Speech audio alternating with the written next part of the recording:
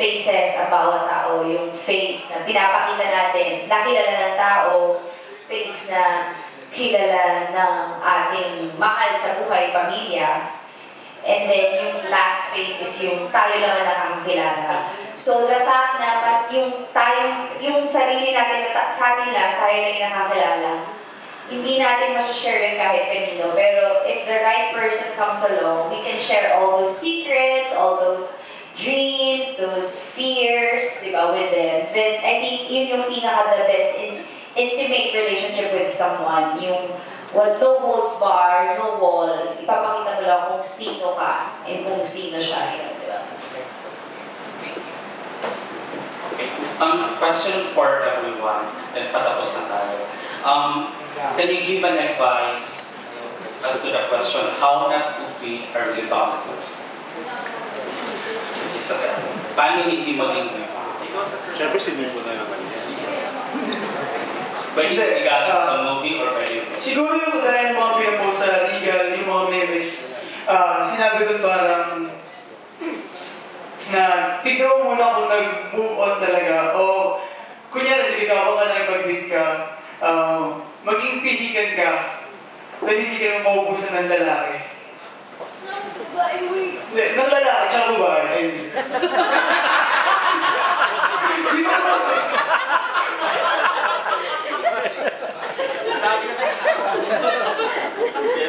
Ayun, siguro po ako, para sa akin, ang pinakagusto kong advice dun sa mga nilabas po nila, yung how not to be a rebounder, yung patagalin nga yung panliligaw. Kasi dun mo makikilala yung panliligaw stage na yun, parang getting to know each other. Dun mo makikita kung talagang pwede kayong mag-work or pwede hindi. So, huwag ka masyado agad mag-give-in. Yung nga, katulad nun, hindi ka maubusan ng lalaki. Ayun po. Tsaka, ayun, basta pakita mo lang yung totoong ikaw, siguro, kailangan tanggapin ka ng tao. Hindi mo kailangan magbago para sa'yo. Ang ibig sabihin, hindi ko dun, parang understood naman na kadalasan ng naging rebound ng mga babae. So, kaya sinabi niya, hindi maubusan ng lalaki. Yun yung ibig sabihin, hindi ko. Anyway, yung sa akin naman, I think, it's all about time. Diba? I mean, kung gusto mo talaga makasiguro, take time. Test everything first, test the waters first.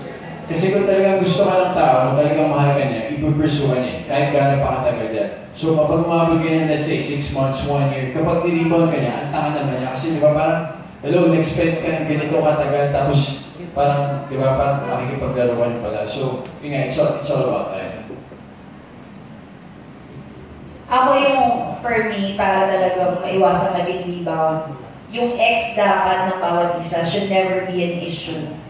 Para hindi siya dapat maging issue na bawal pag-usapan or hindi siya pwede maging issue. But actually, mararamdaman mo naman yun, diba? Pag may doubt ka na parang bawal pag-usapan yung ex niya or kunwari nakita niya yung ex niya in public tapos biglang naging quiet siya. Yung parang if yung ex is an issue for you and kung sabihin mo yun sa kanya and pinaramdam naman siya na sa'yo na talagang wala, may gut feel ka naman eh. So kung mararamdaman mo talagang wala ng factor yung ex, then that's the time na I think you're not a rebound. So, yun lang. Just make sure na the ex will never be a factor in the relationship. Never. Ikaw, ano masasabi? Okay, naging factor ba? Gusto namin narinig yun sa'yo. O, yung Digi ka mo ginagawa mong iPhone. Tititigan mo yung wala namang makikita ng text message. O, ginaganon-ganon niya. iPhone. Yung 1 year na kasi siya. 1 year, 1 month lang yun. Mas matagal yung pag-move on kaysa sa nung nag-isa. Sorry, direct. Ayan, Jag, may nakapa ka. Nung ginagawa namin, sinusulat namin rebound. Because I have my co-writers, Iris, Lee, and Dominic Lin were my students. They were like my students in writing, but they became a couple during the process of writing. And before we ended, they parted. So, but they're good friends. Nakita na natin sila nung diba, together. But I want to say is, ang dami-dami na discover na sa haba ng proseso ng pagsusulat namin na parang, parang kung tutuusin, maraming hindi alam na na-rebound sila. Kasi kung tutuusin, lahat ng taong umiibig ulit, may pinanggagalingan sila na hindi nag-work na relationship. So, ang hirap sagutin ng tanong, kasi yung bugso ng damdamin, hindi mo yung mapigilan. Na kunwari, that particular person, you're willing to go through hell for that person.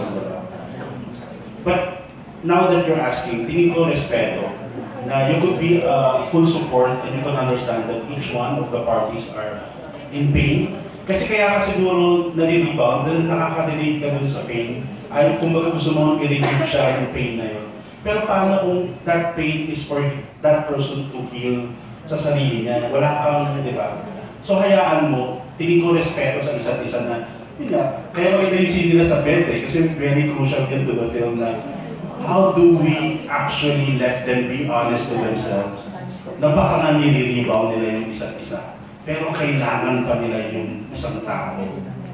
Kasi yun naman tingin ko magsisinungaling ka na kapag you become too attached that you change your, behavior and stuff, di ba? Tingin ko respeto sa sarili, saka respeto dun sa other person.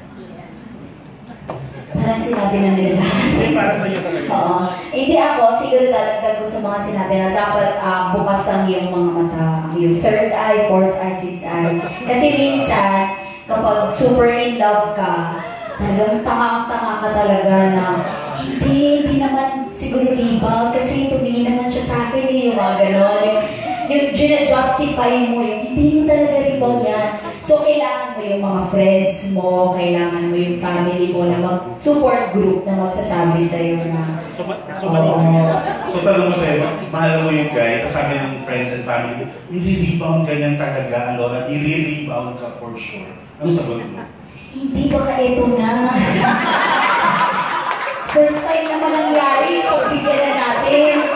Oo, first time ko naman ito Okay lang masaktan. Dinawitin. Thank you so much for the relationship counseling. Diba? May tinamaan. Correct. Magka-move on ka rin next year. Abangan na. Ayan, so, Ito mo sa amin, may part 2 di ba? Sa next movie nyo. can we invite everyone for the film? Sana po tulungan niyo po kami lahat na may public po yung Mary Born Girl. Showing na po siya sa September 28 na po. Yun po, thank you po sa pagpunta. Thank you din po. Alam po namin susuportahan niyo po yung My Rebound Girl. Ayan, tulungan niyo po kami i-promote po. At saka, ayan po, showing na po siya sa September 28. Thank you po. Yes, sana po tulungan niyo po kami ipagkalat na, yung showing ng My Rebound Girl, same makers and director ng Faith to Busan, Direk Emma de la Rosa. Sana po, palawitin niyo sa September 28 na po. Salamat, Jones. Yes, thank you in advance sa inyong suporta po for being here pa lang. Alam namin na you support the film. So thank you so much. And of course, thank you so much kay Direk Emmanuel de la Cruz for being the captain of this film. And of course, aming pinakamahal na producer, sina Miss Rosel and Mother Regal Films. Thank you so much for this opportunity na ibinigay niyo po sa amin. Thank you po, and sana po magkita-kita tayo sa September 28 sa lahat ng sinihan. Thank you po. God bless us all. Salamat sa pagpunta at alam namin susuportahan nyo ang My Regal Girl. Actually, natuwa ako na yung una kong mainstream project is with Regal and with these two people and the rest of the cast. And honestly, the movie, even though Rebound Girl in title, it's really for lahat ng tao na nagmahal at nagpamahal. Actually, para sa pamilya din at para sa friends. We made sure that the film has that feel na parang it's for the people we love in our life. So, kung may mawala man, hindi pagbigyan, may darating naman siguro. So, let's watch Rebound Girl. Ayan. Sana po ay manood po kayo ng Rebound Girl sa first day and second day, pero mas importante sa first date. Sabi ni Direk Emma. Thank you po. First day. Yes. First day. See you! Picture lang po.